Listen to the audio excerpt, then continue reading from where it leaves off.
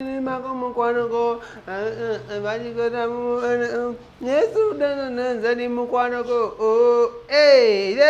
all right, ladies and gentlemen, my name is the one, the king of gossip, kabaka wa lugambo, kabaka wa television, kabaka wa pokopoko n'amawulire agakwatagana ku baselebu bamwe. Njagala obbeeba Zaake, so thank you so very much. Mwenena okulaje musinzo kwa mutulaba mbagala nnyo era mweyongereramu okubanga mutwagala, because je mukoma okutwagala okusubscribinga okulikinga naffe je tukoma okubanga tubaweza kwa mutuzaamu amanyi. So mukwano gwaffe nammwe guli bwe guti tegusobola kubanga okolaki gukusika oba guteebwa kisegere tewayesobola kitusaawo ekyo, era tulema okubanga tubakolera, tulema okubanga tubaweereza here and there buli kanaku okulaba munna ate nammwe mwongere okubanga mukwati mutubeeramu ebintu bya bad black. Amawulire abasinga bagamba bad black Embaga, bad black mune bad black Bimutabuseko oluvannyuma lw'okulaba muno ate ebizigo bye oba kampani y'ebizigo ebadde tekyakola bulungi ng'ebadde erina kukola, era nga munnange ekyo nkyetedde akasambattuko mu bintu by'Embaga ye yali avuddeyo n'ategeka yayagala akola omukolo nga munene nnyo bwaguuga gumenyewo ogwalwema, kuba yagamba agenda sooka akole nail shower,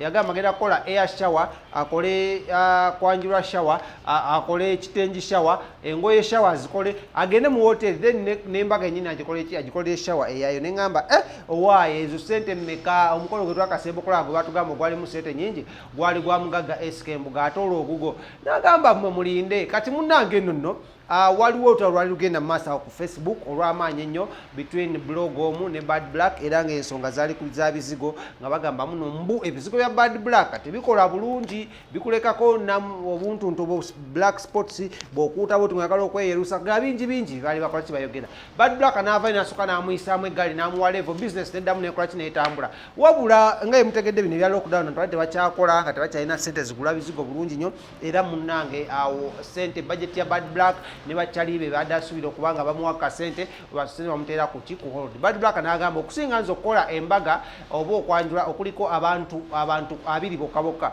ngenda bisa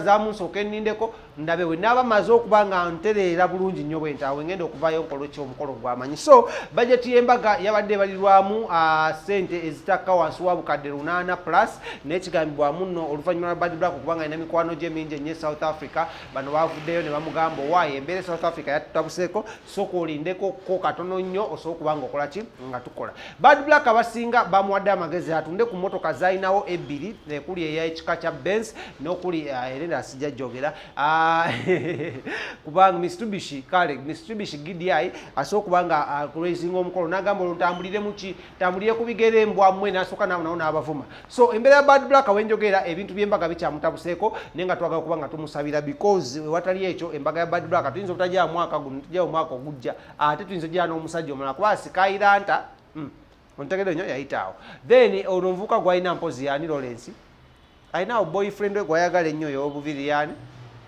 ng'omumanyi naye mwavuka mwaganya abekazi ebikulukulu nga Bad Black. So munnange ne Bad Black azama ngenda kuwa amagezi gendako mu babaka ab'enjawulo lwakuba people power wagiddukamu naye tulinayo ababaka nga Zaake, Hilary Kiyaga, Dr. Yudamani, Kayemba Solo, gundi si kyaliwo nnyo naye by the Derek kyaliwo, manager Derek kyaliwo. Bad Black amukubire kasimu ajja kuwa kasente k'Embaga. Omukolo ffe twagala okugulaba ate nina okubeerawo ku mukolo ogwo kuba tugamba nga tunaweza myaka 3 mu 5 Bad Black atugamba ogenda kukola omukolo ogw'Embaga, ogenda okusuula ebitooke by'e Uganda n'ebitaala by'oku street yonna ku Jinja Road bikola kirujoso. Bad Black tulinze mukolo gwo naye nga omuneesiga okauka amawulire ebya Bad Black okubanga Bimutabuseeko ebitusobisa ebbali ne tulinda mpaka wanaabeera nga yeetadde mu line abeere nga asooka okukola omukolo, naye omukolo ogwo kirabika tetugenda guwunyirizaako anytime soon wano mu ggwanga lya Uganda oba mu Kampala, naddala mu mwaka guno gwa 2021 tuyinza oguwunyirizaako mu mwaka gwa 2022. So tumwakaliza bisinga naye nga ebyabubaka Zaake wabitegedde. Lawrence yavuddeyo n'asiima Bobi Wine nga amaze okukoma okuva mu America,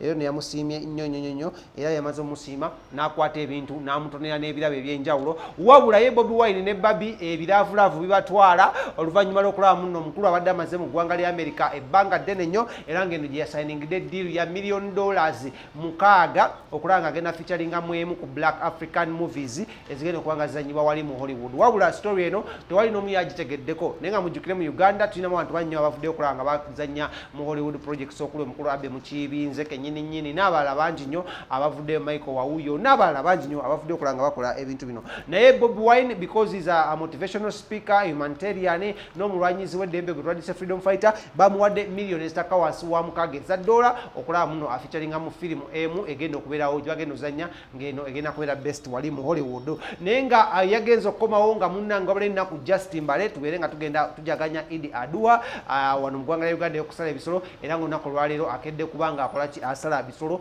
okulaba muno awa abantu ab'enjawulo era n'avaayo n'asindika obubaka bwa Idi neebaliza ddala ababaka ba Nuupu ab'enjawulo abavuddeyo okulaba nga bagabira ebintu abantu bawawo mu constituencies ez'enjawulo okuli Dr. Hilda Maani Kayemba Sone twamulaba Mukoma Nsimbi yabawadde twalabye ono Kyaliwo yali meya w'e Nakawa ye yani ono w'okugulu erinnya linvudde mutwe naye yagabidde abantu beeyo nabyo ebintu bingi nnyo ne Spice Dana yagabye ebintu so embeera zabadde bwe zityo era nga munnange Baira Zeraavu etagenda kubanga ekomerera ne mwana muwala amanyiddwa nga Babi Kyagulanyi ne family oluvannyuma lw'okubanga omukulu yakomyewo ndoza Babi adda amisinga ng'agamba amisinga jigijigi so omukulu yakomyewo ensonga zirina kuba zitambula bwe zityo so katwongere obasabira naye nga twagala okwebaza omubaka amanyiddwa nga Zaake olw'okuvaayo n'asiima Bobi Wine n'amuwa ebintu oba n'amugonnomulako ebintu ebingi ennyo ebito ebyenjawulo ebito ebyasinze okubanga bisitamula abantu abawagizi b'ekibiina kino ekya Nuupu naye nga osooka ngenda okukoma sipiidi waggulu nnyo kambayiseko musolo ya Sheilah Gahumba kubanga naye ebya Sheilah Gahumba ne RickMan bikyalanda bano beekyawo ebeddingana naye gulo bafulumiza ka video akalala nga bakagezaako okulaba nga kola ki nga balumya abateesi bwe bagambidde muno mbadde mmanyi twekyaye kati mbwamwe katulageko nkyeyagala ne tugamba taata ne maama bwe muntu emukozeko boyesebo bwetyo bwe tukoze era ne bagamba kabayongere okulumyako ku God's plan by the Lawrence God's plan yaddawo okimanya ebibimba bikka God's plan alinga ng'ekonomi ya Uganda kati enfo kyokkola wati njakola nakkirira naye nga twagala okutumirako God plan yonenena gy'oli katusubire oli my dad sana naye nga ebya Sheilah Gahumba ne RickMan biri on and off biri nga love ya bad black leero akuwaana enkya n'akuvuma leero n'akuwaana enkya n'akuvuma so kisinziira ngeri ye gy'oba omukuttemu so bwe bityo bwebiri obudde bangamba bumpeddeko kale katukoma olunaku olwaleero nja kuba nkwatagana mu lunaku olw'enkya naye nga twongera okusiima mwenna abatulaba okuva mu nsi ez'enjawulo. Thank you so much for watching us. Thank you so much for being with us. God bless you.